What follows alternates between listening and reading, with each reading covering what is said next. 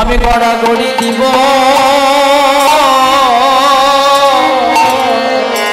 আমি ভক্তের চরণ ধুলা গড়াগড়ি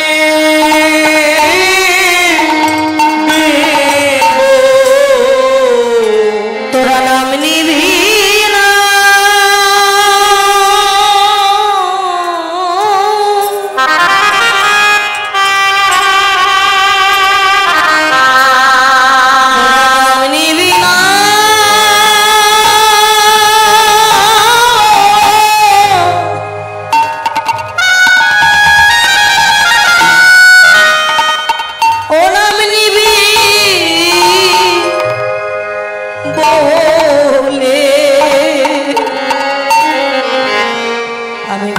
চরণ ধুলা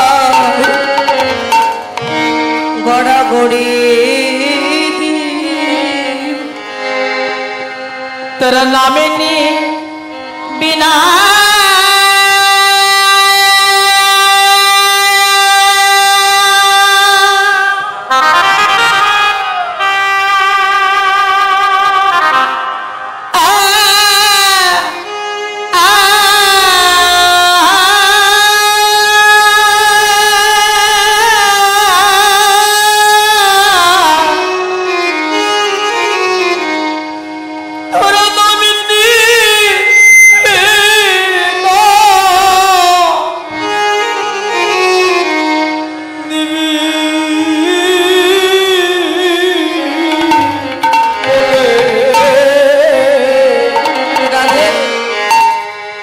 ভক্তের চরণ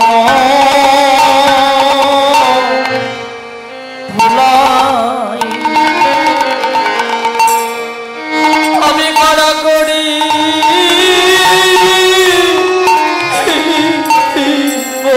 আমি ভক্তের চরণ ধুলাই গড়াগড়ি দিব আর যে ভক্ত কোনদিন বদলে হরি বল বলে নাই রাধে সেই কাঙাল ভক্তকে হৃদয়ে জড়াইয়া ধরে আমি হরি বল বলাইব রাধে গো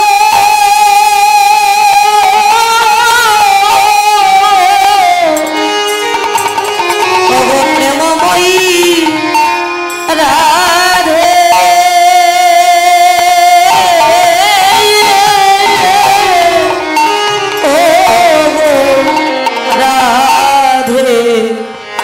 রাধে গো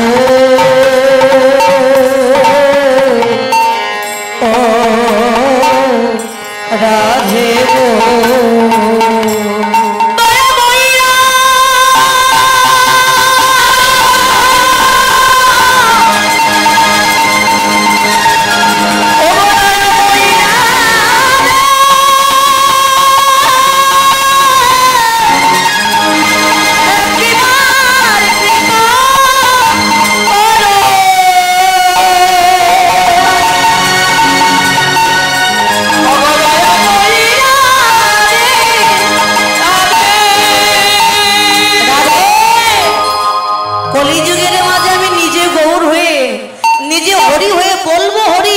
জগৎকে বলাবো হরি যদি আকুল কণ্ঠে কেউ একবার হা গৌর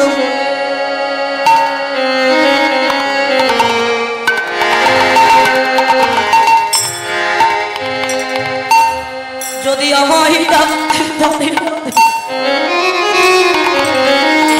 আমি জনমের মতো আমার ভক্তি চরণের দাস হয়ে যাব রাধে আমি সব সইতে পারি না কিন্তু কোনদিন আমার ভক্তের নয়নের জল সইতে পারি বাবা আমরা ডাকার মতো ডাক্তারে জানি না এই জন্য তো আমাদের ডাক্তার সাড়া দেন লোকে বলে কৃষ্ণ পাষাণ সাড়া দিতে জানে না মহাজন বলে তুমি ডাকার মতো ডাকতে জানো না তাই সাড়া দিতে জানো আকুল কণ্ঠে তাকে ডাকো মন সরল করে ওমা একজন নাস্তিক ব্যক্তি ছিলেন, যার নাম ছিল জগন্নাথ। নাস্তিক ব্যক্তি, কিন্তু ভাগ্যক্রমের নাম হলো জগন্নাথ। কোনদিন কৃষ্ণ ভজন করিনি, সে রাধা ভজন করিনি। যে কন্যাকে বিবাহ করেছিলেন তার নাম ছিল কিশোরী। বাবা, কিশোরী কিন্তু শ্রীমতী রাধারানীর আরেক নাম হলো কিশোরী। তাকে অনেক নামে ডাকে আমার গায়ে ধরে। কিশোরী, রাস রস তাণ্ডবিনী, কৃষ্ণ বক্ষ বিলাসিনী রাধারানী। এখন ভাগ্যক্রমে যে কন্যাকে বিবাহ করলেন তার নাম কিশোরী এবং নাস্তিক ব্যক্তির নাম জগন্নাথ। বাবা, নামেরও কিন্তু কৃপা হবে। নাম করতে করতে যখন নামের কৃপা হয়ে যাবে, নামই নেমে আসবে। জগন্নাথ তার স্ত্রী কিশোরীকে এত ভালোবাসতেন। ওই জগন্নাথের একটা দোকান ছিল, মিষ্টির দোকান। কিন্তু বাবা, সারাদিন দোকানে থাকতে হবে, স্ত্রীর বদন দেখা হবে না। তাই কি করতো জানেন? স্ত্রীকে এত ভালোবাসে, স্ত্রীকে দেখবার জন্য ইচ্ছে করে ঘরে হয় দোকানের চাবি রেখে যাবে, নইলে জলের বোতল, নইলে যে কোনো একটা বস্তু রেখে যাবে, যাতে আবার এসে তার স্ত্রীর বদনটা একবার দেখতে পায়।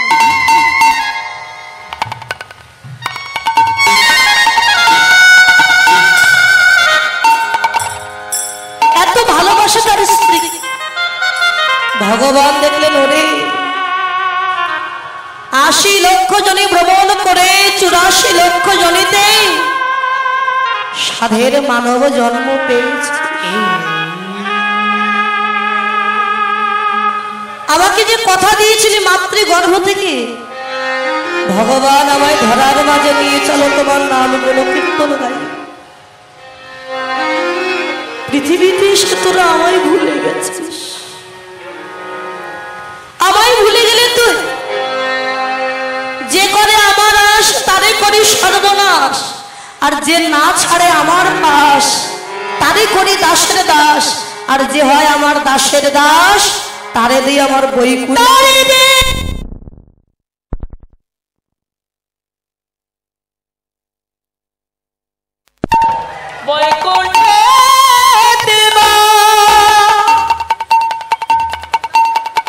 আসলে হুটাট করে কেউ উঠে আসবেন না, কীর্তনের বিঘ্ন ঘটে। যার যা দেওয়ার প্রয়োজন পরে আসবেন, এখন আসবেন। এক মনে কীর্তনটা করতে দেন, আসেন না কেউ। তো ভগবান দেখলেন তুই আমার কেমন ভক্ত, কেমন তোর স্ত্রী কিশোরীকে ভালোবাসে, একটু পরীক্ষা করতে হবে।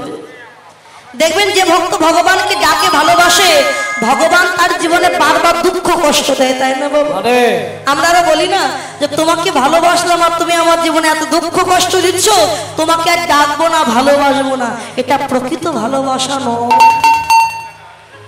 দুঃখ কষ্ট পেয়ে যেমন স্বর্ণকার লোহাকে, ওই সোনাকে পুড়িয়ে খাঁটি করে নেয়, আসল সোনা কি নকল সোনা, আর ভগবান ভক্তের জীবনে বারবার দুঃখ কষ্ট দিয়ে ভক্তকে পরীক্ষা করে নেয়, সত্যি ও আমায় ভালোবাসে নাকি আমায় ভুলে গেছে।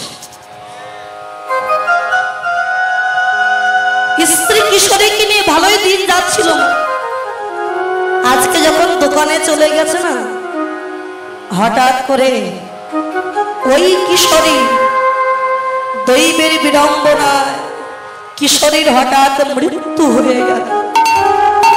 গৃহে তো আর কেউ নাই, কেউ জানেও না যে মৃত্যু হয়ে গেছে, ধুলাই পড়ে আছে। আবার স্ত্রীকে দেখবার জন্য অন্যদিন যেমন ৫ থেকে ৬ বার আসে বাড়িতে, আজকে সকাল থেকে একবারও এলো না। জগন্নাথ একটু ব্যস্ত ছিল। যখন স্ত্রীকে দেখবার জন্য গৃহে এসেছে, দেখে কিশোরী ধুলাই পড়ে আছে। কিশোরী, ও কিশোরী,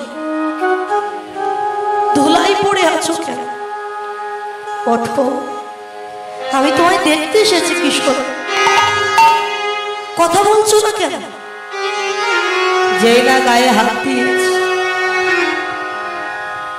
দেখে কিশোরী আর এই জগৎ মাঝে কথা বলছে না, নড়ছে। কিশোরী, ও কিশোরী, একবার কথা বলো কিশোরী। কিশোরী, ও কিশোরী, কথা বলবে না? যখন কিশোরী কিশোরী বলে জোরে ডাক দিয়েছে, গ্রামের লোকজন ছুটে এসেছে। এসে কিশোরীর হাত ধরে দেখে কিশোরী আর না। জগন্নাথ, তুই বুঝতে পারছিস না তোর কিশোরী যে আর নাই না।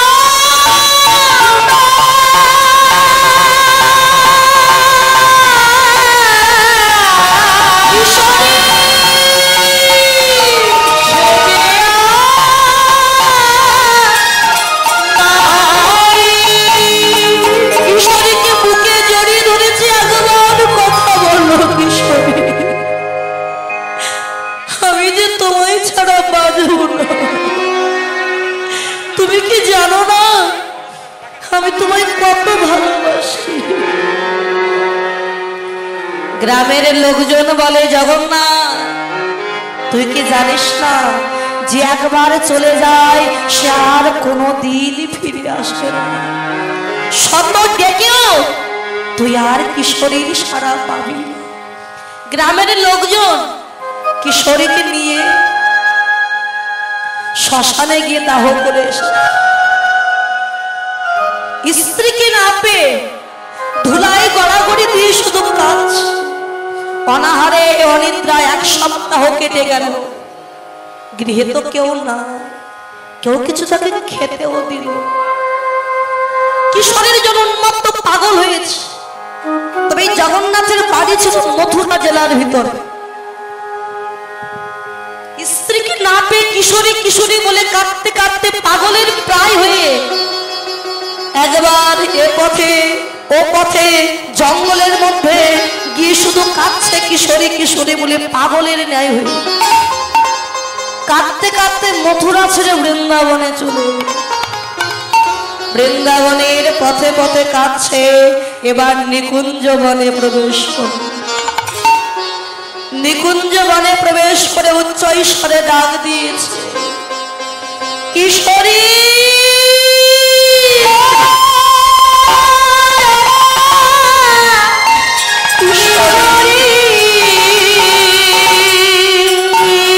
একবার দেখা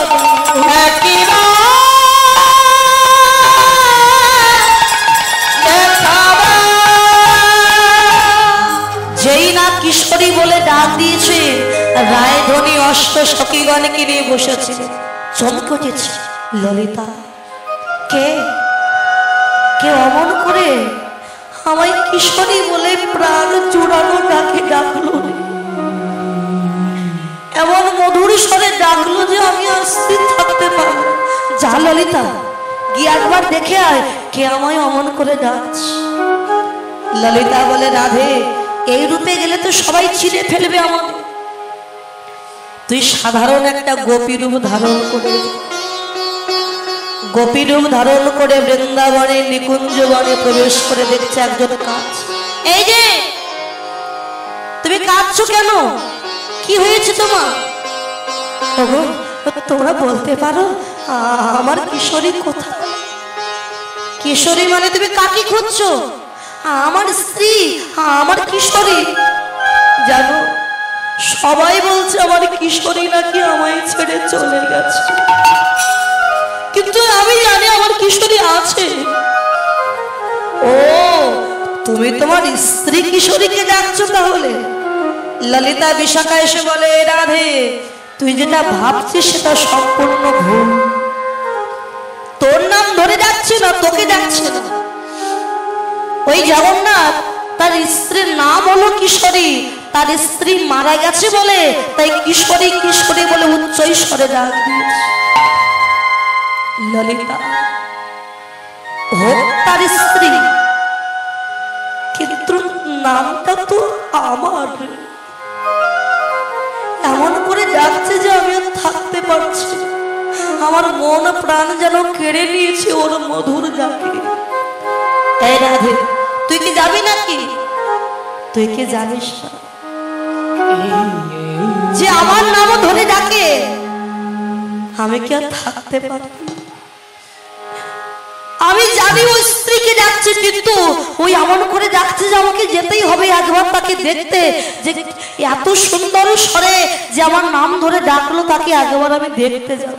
হরে বৃন্দাবনে যখন নিকুঞ্জ কাননে যাচ্ছে, গোপী রূপ ধারণ করে আমার রায় ধরে গেছে।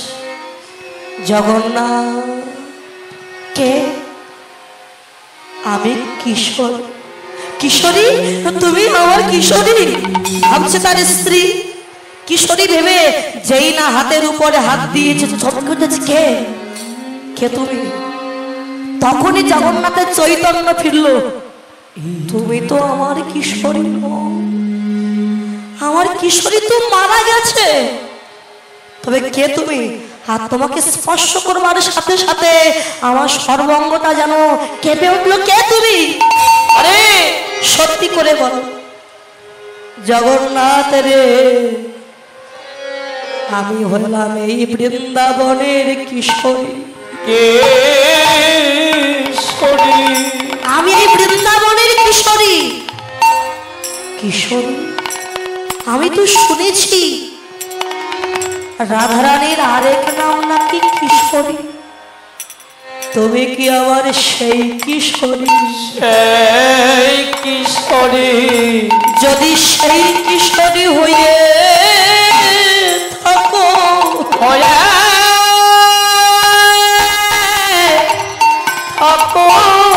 কেন এই রূপে তুমি দাঁড়ায় আছো?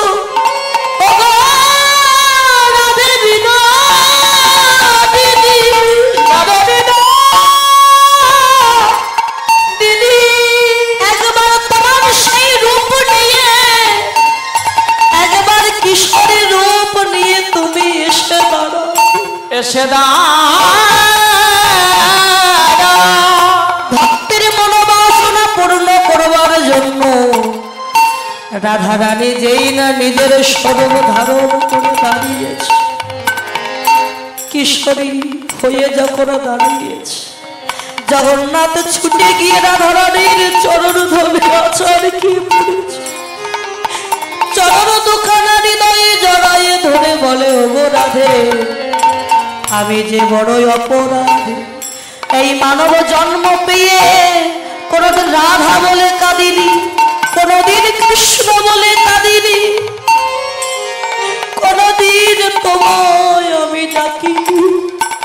তাই আমি এসেছি যখন তোমার রাঙা রাতুল চরণে, আমি অপরাধী বলে যেন তোমার চরণ ছাড়া করো না গো।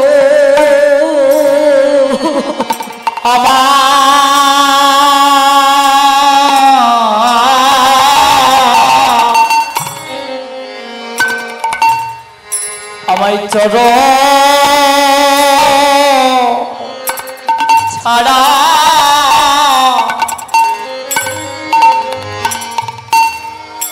আমায় করো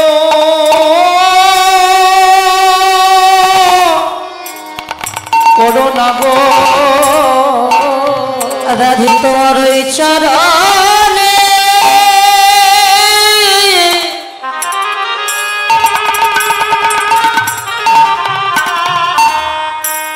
তোমার ওই চরণে আমায় একটু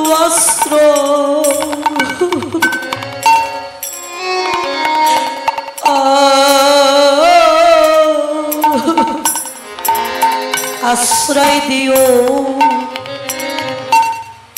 রাধে আমায় চরণ ছাড়া করো না। তাদের তোমার ইচ্ছা রনে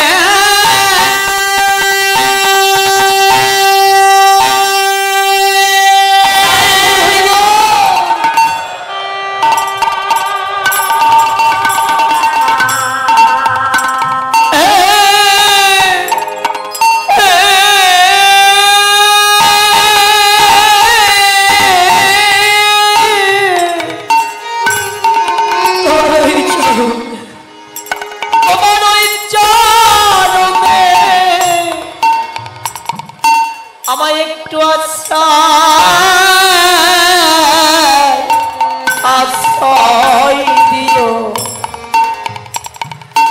যেন আমায় চরণ ছাড়া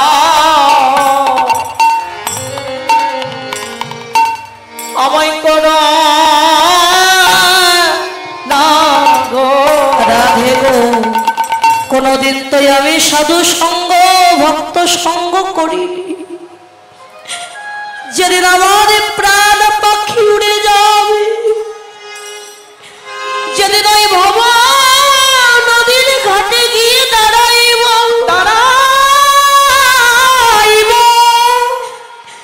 যেদিন আমার আপন বলতে আর কেউ থাকবে না, সেদিন তো পারের করি বলতে আমার কিছু থাকবে না। সেদিন পারের করি কি হবে জানো? এই ভক্তের চরণ ধুলি হবে। আমার ভব পারে করি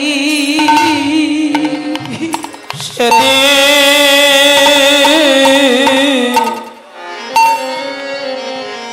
এ ভক্তের চরণ ধুলি হবে।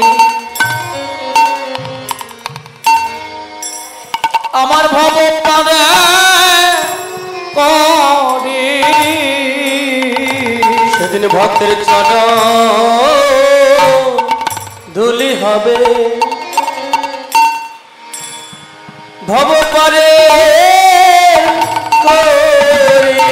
যেদিন কৃষ্ণ বলা পাখি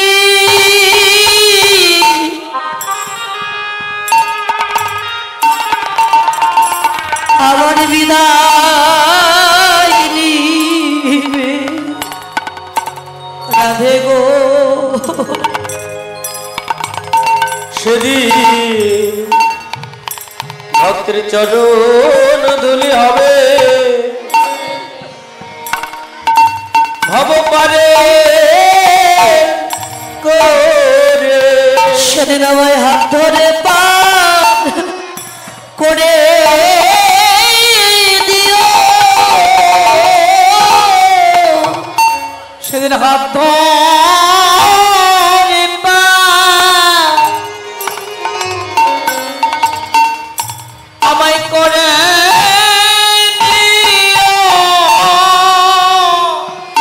আমি কাঙাল বলো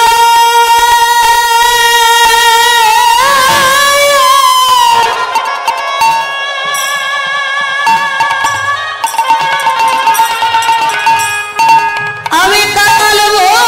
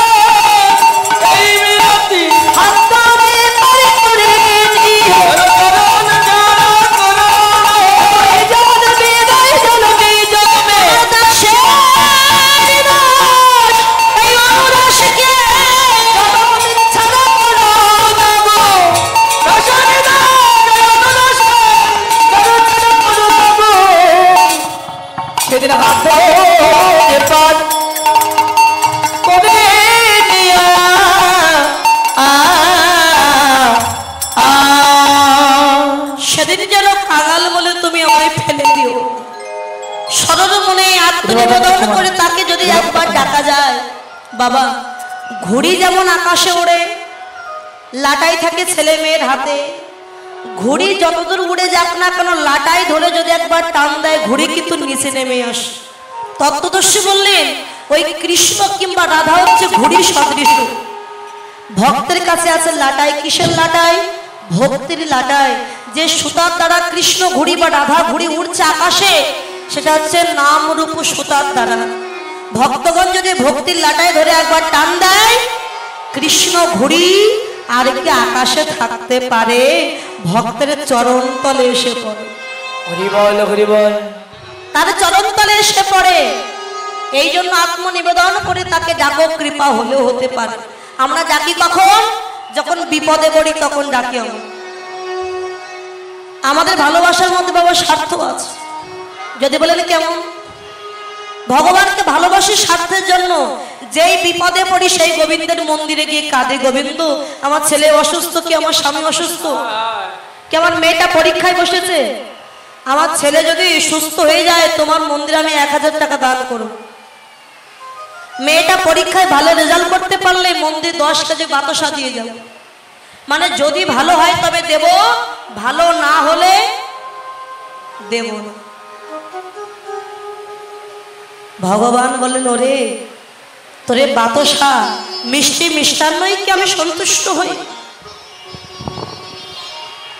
মিষ্টি মিষ্টান্নই যদি ভগবান সন্তুষ্ট হতেন বাবা, যার মিষ্টির দোকান আছে দোকানের সমস্ত মিষ্টি ভগবানকে দান করলেই তো ভগবান পেয়ে যেতেন। যিনি স্বর্ণ করে যার দোকান, সোনার দোকান, দোকানের স্বর্ণলঙ্কা দিয়ে ভগবানকে সাজিয়ে রাখলেই তো ভগবান পেয়ে যেতেন। তাহলে কি দিতে হবে? আপনি মন্দিরে 10টা নাড়ু দিয়ে আসবেন কিংবা 10টা মিষ্টি দিয়ে আসবেন আজকে রাত্রে, কালকে সকালবেলা গিয়ে দেখবেন ওই 10টা মিষ্টি আপনার পাত্রেই পড়ে আছে। ভগবান কি সেবা করলো? ভক্তের ভক্তি আগে ভগবানের সেবা করলো। তাই স্বার্থের জন্য ভগবানকে ডাকি। যতক্ষণ বিপদে পড়ে থাকি, মন্দিরে পড়ে থাকি, যেই সুখ এসে যায় জীবনে সেই মন্দিরে মাসে একবারও যাওয়ার কথা মনে থাকে। দুঃখ পেলে কাঁদি, ভগবানকে ডাকি, কিন্তু সুখ পেলে কি ভগবানকে ডাকি মা? তখন ভুলে যায়। চাইতেই যদি হয় ভগবানের কাছে সুখ চেও না, দুঃখ চেও, চাও কষ্ট চাও। কেন জানো? সুখে কৃষ্ণ থাকে না, দুঃখেই কৃষ্ণ থাকে।